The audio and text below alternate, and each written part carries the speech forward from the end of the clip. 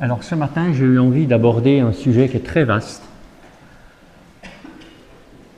Donc nous sommes convoqués, comme dans Esdras, depuis midi jusqu'au soir, pour qu'on puisse traiter ce sujet. Non, c'est une blague.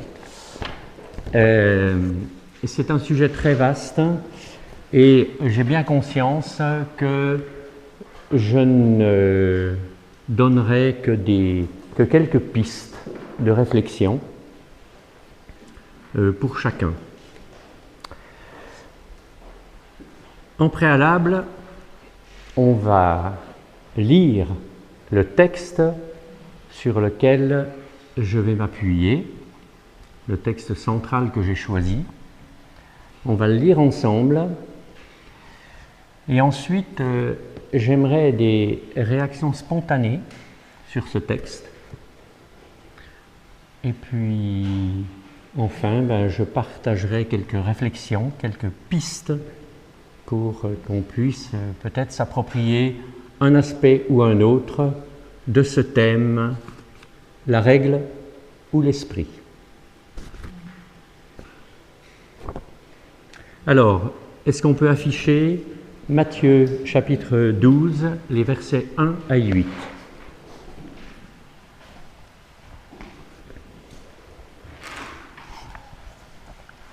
Si tu peux mettre dans la version seconde, c'est pas mal. S'il te plaît.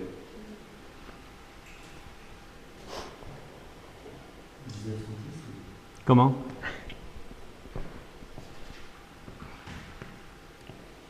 Serais-tu dans la règle ?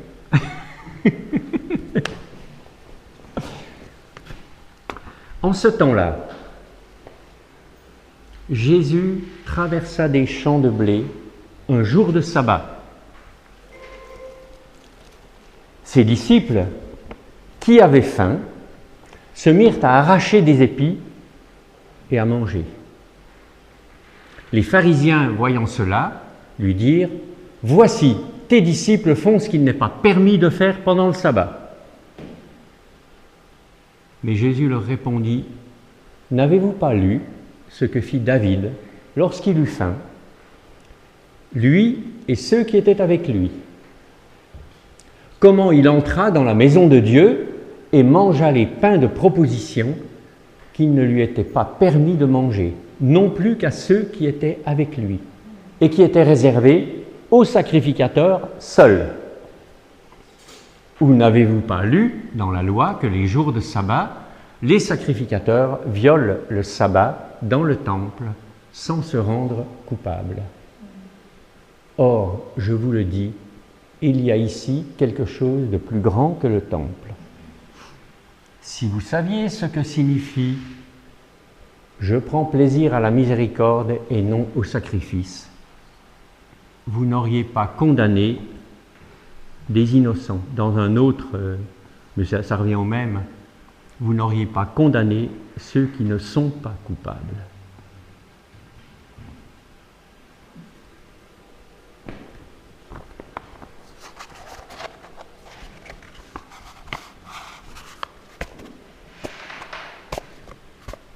Je vous écoute.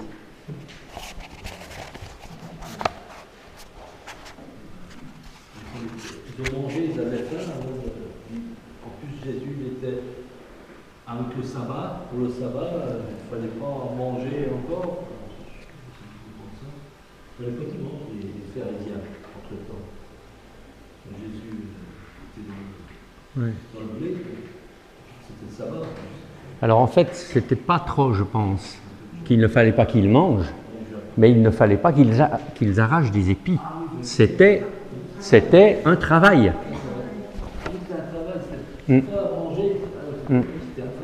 C'est un travail. C'est pas pour. On a le droit de manger. Enfin, selon la loi juive, on pouvait manger le jour du sabbat. Mais par contre, on ne devait rien faire.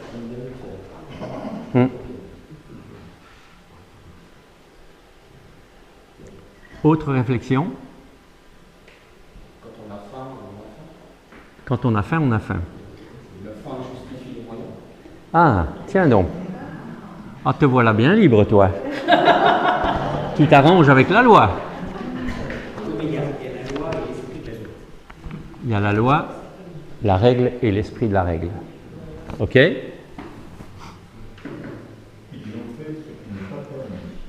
Ils n'ont fait ce qui n'est pas permis.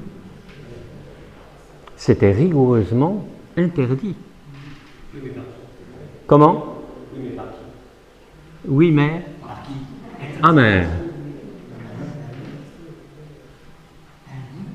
Comment? Par Dieu? Bien sûr. Bien sûr.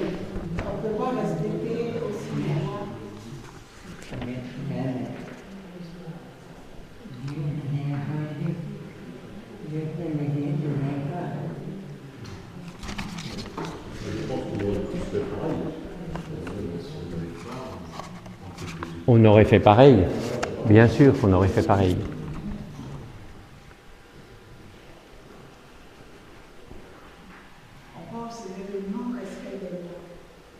J'ai pas compris. Le non-respect de la loi.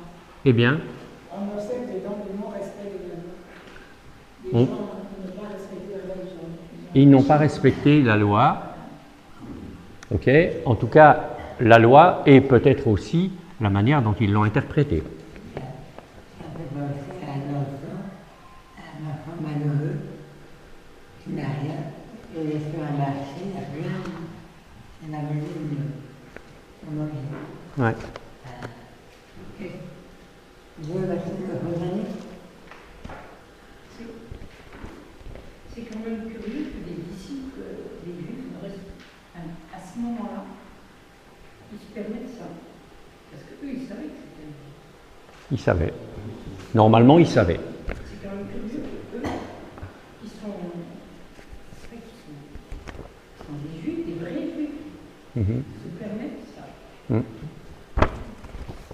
En fait, c'est quoi qui a permis le jour du sabbat? C'est le fait de faire un petit travail au milieu, c'est ça?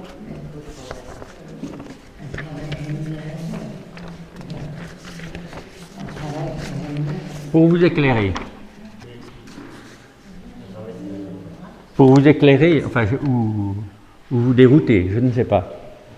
Dans les pharisiens, les juifs religieux, même encore aujourd'hui, ils ont 39 catégories de tâches qui sont interdites le jour du sabbat.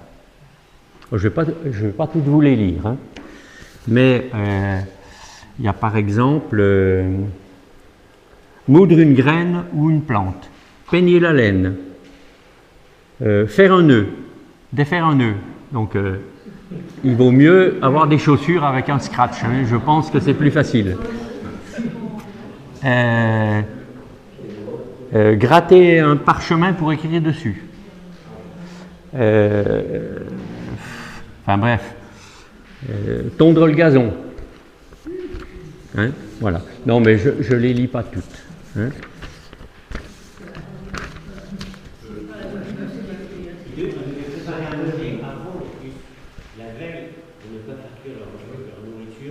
Oui. Oui. Et on n'a pas le droit d'appuyer sur un bouton d'ascenseur. Hein. C'est ça que tu voulais dire?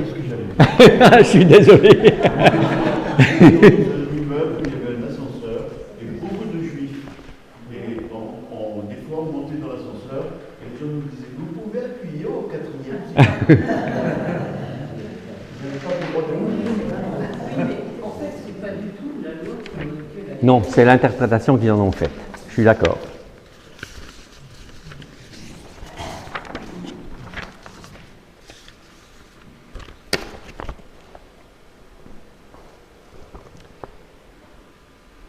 Depuis que l'homme a péché, en s'approchant de l'arbre de la connaissance du bien et du mal, et en goûtant son fruit interdit, il a perdu la vie, parce qu'il a perdu la relation avec son Créateur, souffleur de vie, de la vraie vie. Chassé du jardin d'Éden, il n'a plus accès à l'arbre de la vie et il est privé de son fruit. L'homme est contraint de prendre un nouveau chemin avec la seule ombre de l'arbre de la connaissance du bien et du mal. Assorti d'un fardeau écrasant, son incapacité à l'appliquer. Désormais, l'homme n'est plus câblé vie, il est câblé mort. Et la mort ne se limite pas à l'échéance de la vie terrestre. Elle est là, présente chaque jour. Elle imprègne l'homme dans ses pensées les plus profondes, dans ses choix les plus fondamentaux. L'homme naturel est amputé de sa capacité à produire quoi que ce soit qui relève de la vie. Il ne la connaît plus.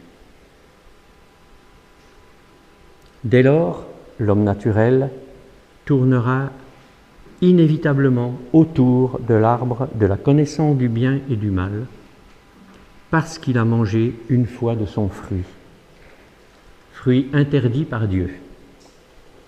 Il tentera, par sa seule connaissance, d'en faire un chemin pour retrouver la vie sans jamais y parvenir. L'intermède pédagogique de la loi donnée par Dieu n'y changera rien. La loi ne fera que renforcer ou le formalisme pour l'appliquer, ou le développement d'une pensée humaine philosophique, comme le siècle des soi-disant Lumières, pour s'en affranchir. Chacun de ces deux chemins conduit à sa propre impasse, sans pour autant totalement effacer dans le cœur de l'homme la mémoire du paradis perdu. Sans pour autant être en capacité d'ignorer le marqueur indélébile laissé par Dieu, à savoir la voie de la conscience. Et la voie de la conscience, on ne peut pas tricher avec. La pédagogie de la loi a eu un temps, et comme le dit la Bible en Galates 4, mais lorsque le moment est venu, est vraiment venu, Dieu a envoyé son Fils, Jésus-Christ. Jean 1,4 nous dit « En lui était la vie, et la vie était la lumière des hommes, pour nous éclairer. » Éclairer notre... Enfin, surtout là, hein. C'est plutôt là qu'il travaille. En lui était la vie, et la vie était la lumière des hommes. Il nous a montré et ouvert le chemin perdu de la vie. Et celui qui place sa confiance en lui quitte la mort et trouve la vie. Pas simplement la vie éternelle, mais la vie dès aujourd'hui. On change. Il y a un changement radical. Cette vie nous impacte tout de suite et change notre manière de vivre, de voir, d'aimer. L'arbre de la vie que nous avons retrouvé éclaire de son fruit notre approche de la connaissance du bien et du mal, et de la loi, et des applications qu'on en fait. On y apprend également, et c'est là que je veux atterrir, que notre approche de la règle doit être spirituellement renouvelée pour qu'en servant notre Maître, nous servions la vie, celle des autres, mais aussi la nôtre, faute de quoi la règle continuera à produire le formalisme, l'hypocrisie, le découragement et la mort.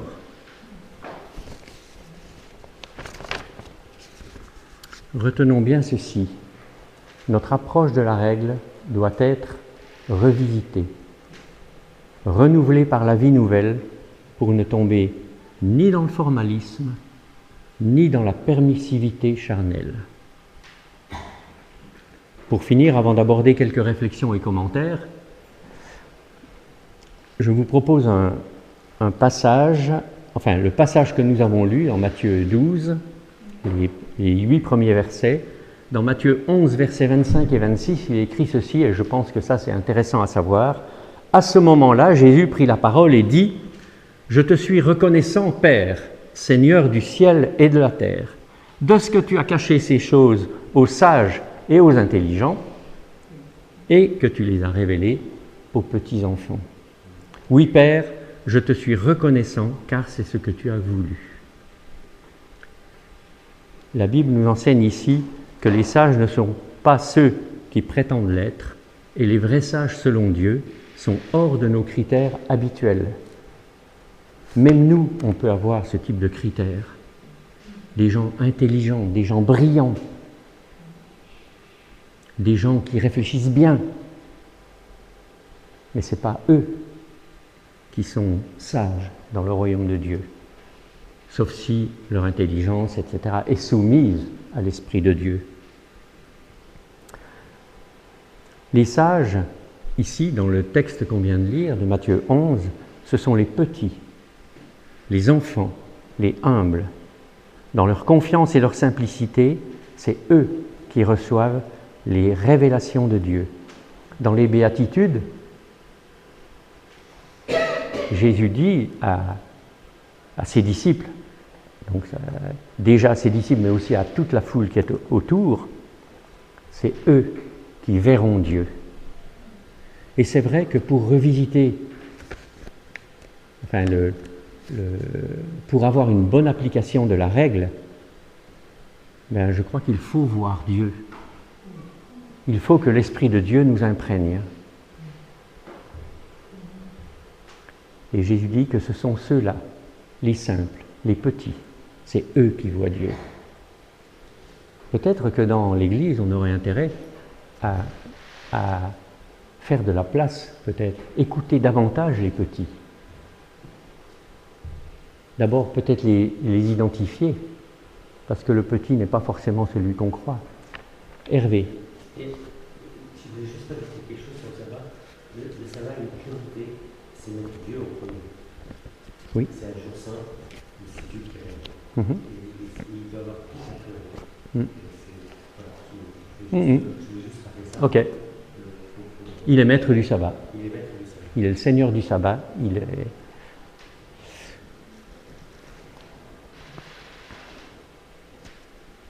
Alors, quelques réflexions et commentaires sur les deux premiers versets. À cette époque-là, Jésus traversa, je relis, traversa les champs de blé un jour de sabbat. Ses disciples qui avaient faim se mirent à arracher des épis et à manger. À cette vue, les pharisiens lui dirent « Regarde, tes disciples font ce qu'il n'est pas permis de faire pendant le sabbat. » Est-ce que les disciples, déjà, en dehors du fait du jour, avaient le droit de grappiller des épis dans un champ? Est-ce qu'ils avaient le droit? Pardon? Alors, je dis en dehors du jour du sabbat. Ça aurait été vendredi. Le vendredi, est-ce qu'ils avaient le droit? Oui? Ok. À la limite, c'est assimilé presque à un vol, mais c'est quelque chose d'insignifiant, je trouve. Comment? C'est assimilé à un vol, mais ça reste quelque chose d'insignifiant. Alors, je vais vous lire un passage en Deutéronome 23, verset 26. « Si tu entres dans les champs de blé de ton prochain, tu pourras cueillir des épis avec la main, mais tu n'agiteras pas la faucille sur les blés de ton prochain. » Donc, c'est bien grappillé. Hein? Et ça, c'était réservé à ceux qui étaient pauvres. Et alors, honnêtement, les disciples de Jésus, ils n'avaient pas un matelas à la banque. Hein. Donc, ils avaient faim, pauvres, comme ils étaient, ils avaient le droit de grappiller. Donc ça, c'est déjà une chose. Ce texte de la loi les autorise à arracher, non pas couper les épis de blé pour apaiser leur faim. En fait, que dénonçaient les pharisiens? La violation du sabbat. Et ce n'était pas rien, la violation du sabbat. Je vais vous lire quelques textes de la loi. Exode 20, versets 10 et 11. Le 7e jour est le sabbat consacré à l'Éternel. Ton Dieu, à l'Éternel ton Dieu, tu ne feras aucune œuvre. Ni toi, ni ton fils, ni ta fille, ni ton serviteur, ni ta servante, ni ta bête, ni ton étranger qui est dans tes portes. Exode 31, verset 14. Vous garderez le sabbat car il vous sera saint. Celui qui le profanera sera certainement mis à mort. On ne blague pas avec le sabbat. Car quiconque fera une œuvre en ce jour-là sera retranché du milieu de son peuple. un épisode en Nombre, chapitre 15 et le verset 32. Et comme les fils d'Israël étaient au désert, ils trouvèrent un homme qui ramassait du bois le jour du sabbat. Ah! Alors cet homme, il ramassait du bois le jour du sabbat, sans doute il avait besoin de se chauffer. Pour ramasser du bois, il ne devait pas être riche, cet homme. Sinon, c'est des serviteurs, qui auraient fait ça. Donc il rentrait quand même dans les critères que Jésus évoque là.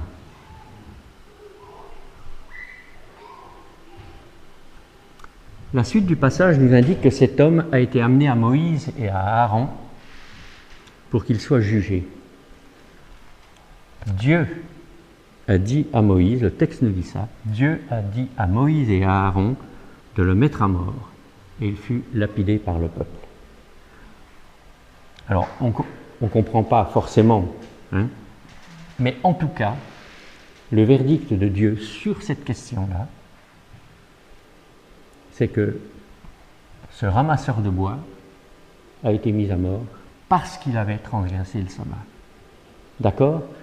Simplement pour vous dire que le sabbat est une chose importante. Enfin, était une chose importante du temps des Juifs. Et on ne rigolait pas avec ça, on ne se moquait pas du sabbat.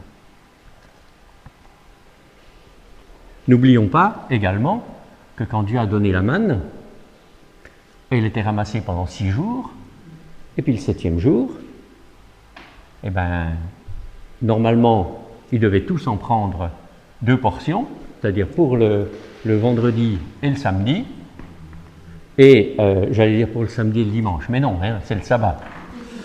Et alors il y a des gens qui n'ont pas cru et qui n'ont pas ramassé une double portion. Ben, le lendemain, ils n'avaient rien à manger.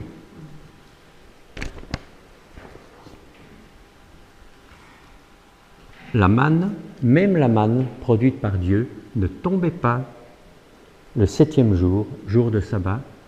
Autrement dit, le peuple d'Israël n'avait pas... c'était pour éviter que le peuple d'Israël ramasse la manne et rompe le contrat du sabbat.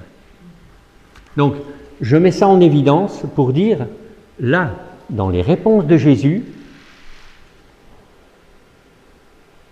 il y a, par rapport à la loi telle qu'elle est annoncée, il y a un problème, quoi. Il y a un problème sur la stricte application de la loi. Oui. C'est la moitié de la loi de ne pas travailler le jour du sabbat. Mais la finalité du sabbat, c'était un jour consacré à Dieu. Donc on pensait à Dieu, on faisait des choses pour Dieu. C'était surtout ça qui était important. Oui, mais peut-être que le ramasseur de bois, il pensait à Dieu. Hein. Moi, j'en sais rien. Hein. Parce que dans le texte justement du ramasseur de bois, Oui. dans la suite, il dit vous vous souviendrez de tous les commandements d'Éternel pour les mettre en pratique, et vous ne suivrez pas les désirs de vos cœurs et de vos yeux pour vous laisser entraîner en infidélité. Ouais. Donc il y a une petite précision qui est quand même. Mais bien sûr. Mais bien sûr. Bien sûr. Ah, pardon. À ce moment donné, il dit qu'on mettrait une frange sur le côté pour vous rappeler des commandements. Et il dit vous vous souviendrez de tous les commandements d'Éternel pour les mettre en pratique, et vous ne suivrez pas les désirs de vos cœurs et de vos yeux pour vous laisser entraîner à l'infidélité. Donc, je pense qu'on va au-delà simplement de chauffage de bois. Non, mais bien sûr. Mais il a quand même été, je pense, sanctionné pour ça. Parce qu'il faisait quelque chose le jour du sabbat. Oui, mais... Alors, et je continue. De ces 2 derniers exemples, l'homme qui ramassait du bois et la manne, on peut déduire que le respect du sabbat est une chose sérieuse, très sérieuse. On ne pouvait pas prendre à la légère les recommandations faites à Moïse, mais elles faisaient appel, comme dit dans le verset d'Exode 20, à l'obéissance de chaque juif à son Dieu. Aujourd'hui, mais encore plus que pour le sabbat, Dieu fait encore appel à notre obéissance et à notre consécration. Ça, personne ne peut le contester. Pour le juif à l'époque comme pour nous aujourd'hui, l'obéissance n'est pas optionnelle, mais elle ne doit pas non plus être formaliste. N'oublions pas, comme énoncé dans notre préambule, que le formalisme est absent de la vie spirituelle. C'est l'arbre de la connaissance du bien et du mal, le formalisme. Ce n'est pas l'arbre de la vie. Notre regard sur le commandement au sens large doit donc impérativement être éclairé par l'Esprit de Dieu. Notre obéissance nous renvoie à notre consécration vivante, nous renvoie à soigner notre communion avec Dieu à l'écoute du Saint-Esprit. Sinon, le formalisme s'imposera, il nous conduira au légalisme et à l'étape suivante, à l'idolâtrie de la règle. C'est d'autant plus difficile que la règle a un côté clair et rassurant. On aime bien les choses claires comme ça, bien carrées. Hein? Ce constat du formalisme de la règle a accompagné la vie de l'Église depuis ses premiers pas jusqu'à aujourd'hui. On n'a qu'à lire la lettre aux Galates et on comprend que ça a commencé très tôt. Je suis gêné par ce que tu dis. D'accord, tu as le droit. Hein? Parce qu'il me semble que on a pu dire la loi et la loi, mais la loi qui est tu aimeras ton prochain comme toi-même, c'est tu aimeras ton prochain comme toi-même. Et il n'y a pas de déviation. La loi qui dit tu ne tueras pas, c'est tu ne tueras pas. Il n'y a pas de déviation.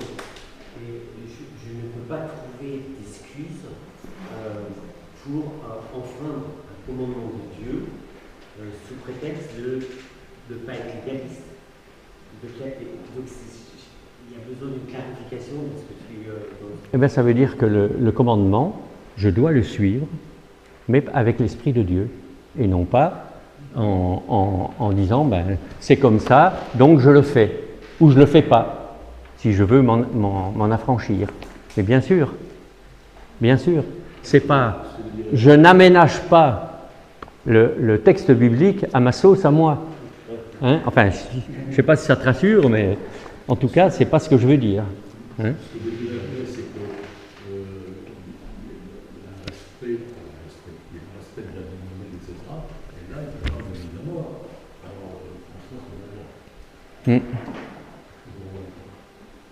Tu comprends pas quoi? Ah, par rapport à le ramasseur de bois, c'est ça? Là, c'est la condamnation Oui. de Dieu, mais c'était pour montrer l'importance du sabbat et le fait de ce que amène la désobéissance de l'homme, des commandements de Dieu. Donc ça amène forcément la séparation de la vérité. Donc c'est en même temps une mise en garde pour le peuple, et c'est exemplaire, ça semble radical, mais en réalité c'est qu'il y a un mal nécessaire qui nous emmène sur une voie de sainteté, une crainte de Dieu et un respect de ce qu'il est. Marcel. Après, à cette époque, on était sous plutôt la loi. Oui. C'est-à-dire œil pour œil, dent pour dent. Oui. Et plus tard, c'est là où la grâce intervient. Oui, bien sûr. Mais les exemples que Jésus prend, ils sont dans l'Ancien Testament. Hein? C'était pas ce moment-là. Alors, 2 Corinthiens, je vais avancer parce que c'est déjà moins 25, enfin presque moins 20. 2 Corinthiens chapitre 3 et le verset 6 nous dit ceci.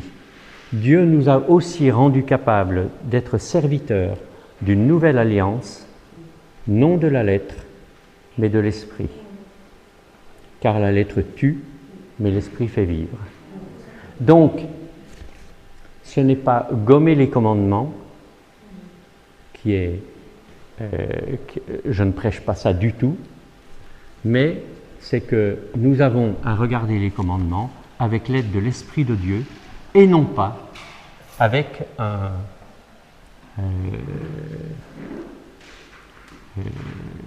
j'allais dire, un esprit qui cherche au pied de la lettre.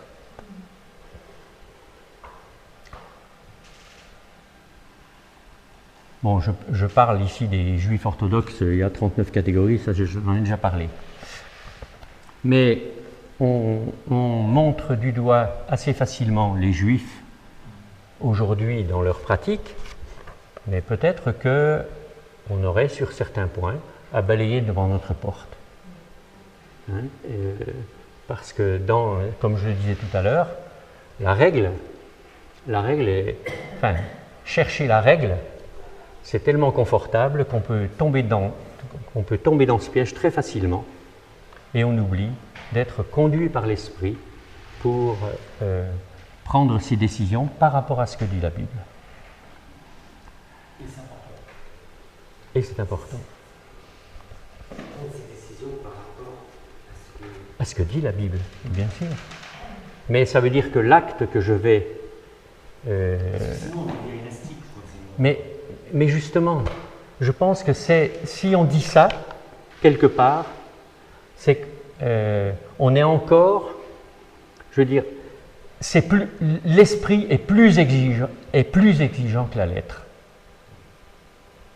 Ce n'est pas un chemin de facilité que je prêche là. C'est bien plus exigeant, parce que ça dépend de ma relation avec Dieu.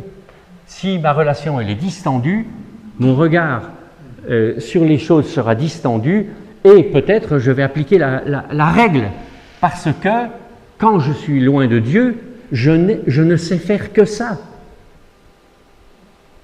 Donc c'est beaucoup plus exigeant. C'est pour ça que Jésus nous donne l'exemple de David avec les pains de proposition. Oui. Il n'y a pas de distance du loi. Mais bien, alors justement, j'y viens là. Hein. Les versets 3 à 6, n'avez-vous pas lu ce qu'a fait David lorsqu'il a eu faim, lui et ses compagnons? Il est entré dans la maison de Dieu et a mangé les pains consacrés que ni lui ni ses compagnons n'avaient le droit de manger et qui étaient réservés aux prêtres seuls. Ou n'avez-vous pas lu dans la loi que les jours de sabbat, les prêtres violent le sabbat dans le temple sans se rendre coupables? La question des pains de proposition, donc ces pains de proposition étaient réservés aux sacrificateurs. Seul, David était en fuite avec ses compagnons. Et le prêtre qui était là à ce moment-là, c'était Abiathar. Et David va voir Abiathar. Et lui dit, voilà, ils ont faim, est-ce qu'on pourrait manger les pains de proposition? Abiathar et David ont parlé ensemble. Ont parlé ensemble et ils étaient, je pense, dans une écoute de l'Esprit de Dieu et ils ont décidé que, compte tenu de la situation, eh bien, ils pouvaient manger les pains de proposition parce qu'ils avaient faim, un peu comme l'histoire des épis de blé. Hein, ils avaient faim. On pourrait dire que c'est une dérogation de la règle, mais c'est la juste réponse spirituelle à cette situation. C'est ça que je veux. Et il faut une démarche beaucoup plus une dépendance plus importante vis-à-vis de Dieu pour arriver à cette conclusion-là. Abiathar, il a été spirituel dans cette décision. Ça dénonçait la règle, mais ça appliquait l'amour et la justice de Dieu.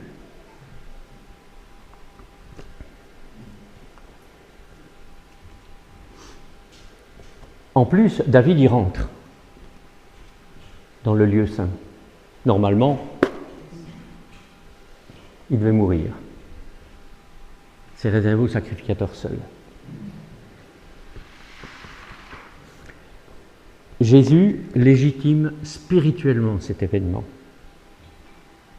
Au vu des nécessités, il expose sa conception du temple et du sabbat pour que les pharisiens revoient la leur, non pas une conception qui relève de la règle, mais de l'esprit. Deuxième exemple, Jésus enfonce le clou en déclarant que les sacrificateurs sacrifie le jour de sabbat et le profane parce que toute œuvre est interdite. Puis Jésus énonce une phrase énigmatique. Il y a ici plus grand que le temple, renforcé aujourd'hui, renforcé au verset 8, le Fils de l'homme est Seigneur du sabbat. Par là, il dit à ses auditeurs et à nous, aujourd'hui, que le respect des commandements de Dieu ne dépend pas de notre compréhension, mais de notre relation à une personne qui est le Seigneur de toutes choses. Autre exemple, alors ce n'est pas cité dans le texte, mais moi je vous le sors. Dans l'Ancien Testament, il y a un événement, la célébration de la Pâque était clairement définie. 14e jour du premier mois, il fallait se purifier. Si on ne pouvait pas le premier mois, parce qu'on avait touché un corps mort, etc., ou on était en voyage, on avait le droit, le 14e jour du deuxième mois, à venir et à participer à la Pâque, à célébrer la Pâque.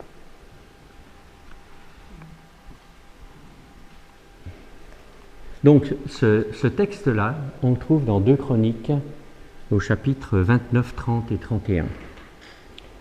Et on est dans un temps particulier. Depuis longtemps, la Pâque n'a pas été célébrée. Le roi Ézéchias a à cœur de la rétablir. Et il y aura 3 dénonciations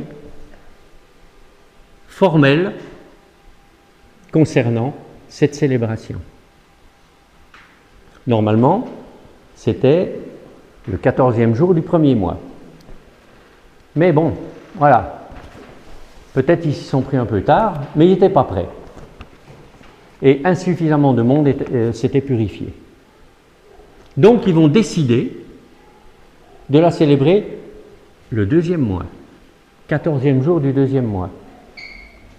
Mais pas parce qu'ils étaient en voyage ou parce qu'ils avaient touché un corps mort. Ils n'étaient simplement pas prêts.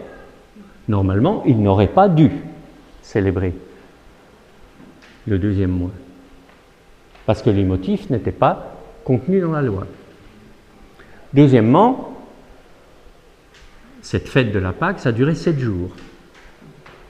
Et alors, ils sont là, ils se retrouvent, ils sont heureux ensemble, ils sont tellement heureux, qu'ils remettent ça pendant 7 jours. 2e dénonciation. Et puis, beaucoup de participants qui ont participé à cette Pâque n'étaient pas purifiés comme ils auraient dû être purifiés. Et ça, normalement, il n'y avait pas ils auraient dû être purifiés ou ne pas participer à la Pâque. Eh bien, comme le roi Ézéchias avait appelé les 12 tribus à participer à cette Pâque, il s'est rendu compte que non, ce n'était pas faisable, on n'y arriverait pas. Donc il a prié Dieu, démarche spirituelle. Il a prié Dieu et il a dit, Seigneur, tu sais que tout le monde n'est pas purifié, mais s'il te plaît, Seigneur, fais grâce. Et le Seigneur a fait grâce. La réponse de Dieu à Ézéchias a été positive. Et le résultat, oui. En fait, la réponse, la demande d'Ézéchias, la prière d'Ézéchias est importante parce qu'il dit « Veuille l'Éternel qui est bon pardonner à tous ceux qui ont appliqué leur cœur à chercher Dieu. » Oui, oui, c'est bien, c'est intéressant ça, oui. Et bien qu'il ne se soit pas formellement purifié. Oui. Bien qu'il n'ait pas pratiqué la sainte purification. Ils avaient appliqué leur cœur à chercher Dieu. Alors, le résultat, c'est... Enfin, moi je trouve ça... Quand je lis cet épisode, je trouve ça absolument fantastique. Le résultat, c'est quand la Pâque a été finie, ceux qui avaient participé, dans 4 territoires de tribus sur 12, ils ont détruit les idoles. Ils ont détruit les idoles. il y a eu un fruit spirituel. Et ça, je trouve ça vraiment intéressant. Ce fruit spirituel, résultat d'une démarche où les choses n'ont pas été appliquées à la règle, mais par l'esprit. Imaginez que Ézéchias, roi de Juda, se dise « mais la règle c'est ça », ils n'auraient pas célébré la Pâque. En tout cas pas comme ça. Ils auraient peut-être reporté d'une année. Ils n'auraient pas fait 15 jours. Ils auraient peut-être fait un tri dans ceux qui allaient venir. Le fruit spirituel n'aurait pas été là.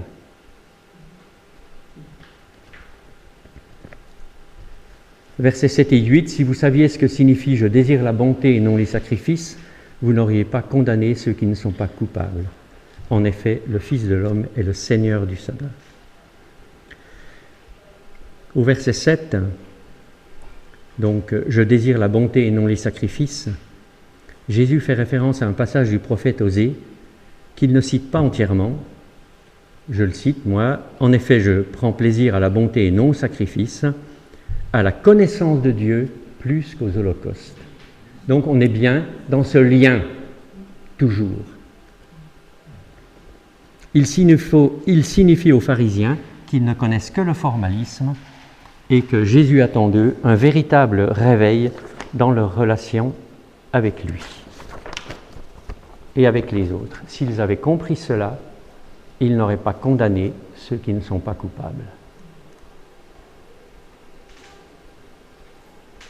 La compréhension formaliste du sabbat contraint à se soumettre à une idée déformée qui nous réduit littéralement et réduit la vie spirituelle en nous et par contagion chez les autres, alors qu'à contrario, la vie spirituelle nous fait grandir. Elle nous fait aussi entrer dans la relation avec Dieu et avec les autres. Tu citais « tu aimeras ton Dieu », etc. Et « tu aimeras ton prochain comme toi-même ». Vivons-le spirituellement. Nous vivons alors les 2 premiers commandements, voilà, c'est ce que je viens de dire, et franchement, je trouve que ça, c'est la priorité absolue de l'Église et de chaque enfant de Dieu. La vie dans la présence de Dieu, dans la proximité avec le Seigneur du sabbat, nous éclaire sur le commandement auquel nous obéirons de manière vivante et qui nous fera grandir. Il nous éclairera aussi dans la manière de partager avec les autres. Le légaliste et le formaliste y verront peut-être des transgressions formelles, mais le fruit sera bien là dans le progrès spirituel des âmes, c'est-à-dire le progrès de la vie en chacun, la vie spirituelle. Les pharisiens se sont insurgés dans cette scène, mais dans tant d'autres encore au cours des évangiles, pour finir en réclamant que Jésus soit crucifié. Lui, le Seigneur du sabbat, lui, le Seigneur de la vie. Leur amour de la règle a fait crucifier Jésus. Que le Seigneur nous renouvelle par son Esprit Saint et qu'il nous garde du formalisme, de la règle pour la règle, qui tourne le dos à la vraie vie spirituelle. Jean 6, 63, c'est Jésus qui parle, c'est l'Esprit qui fait vivre, l'homme n'arrive à rien. Les paroles que je vous dis sont esprit et sont vie.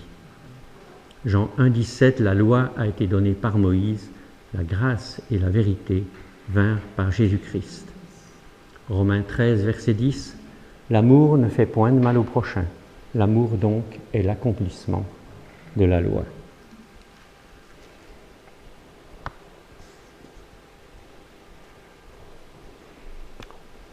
Notre mission, je termine avec ça, est de favoriser l'expression de la vie spirituelle en nous et chez les autres.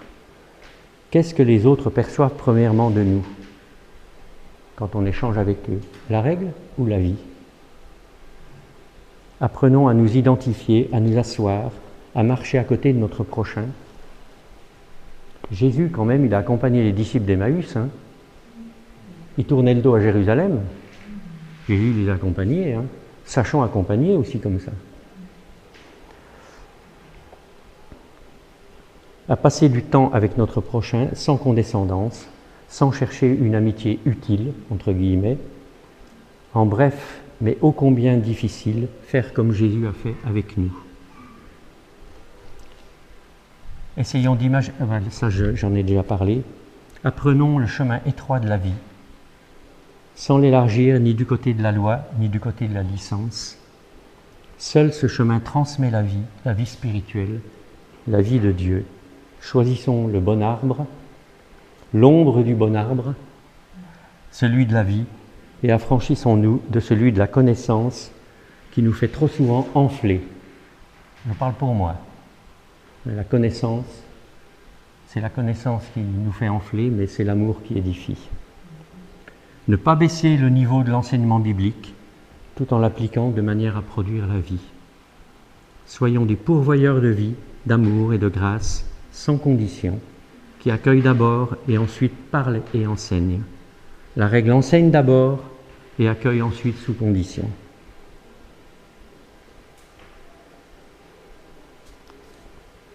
Que Dieu nous conduise dans notre réflexion sur cette question que personnellement je considère comme essentielle.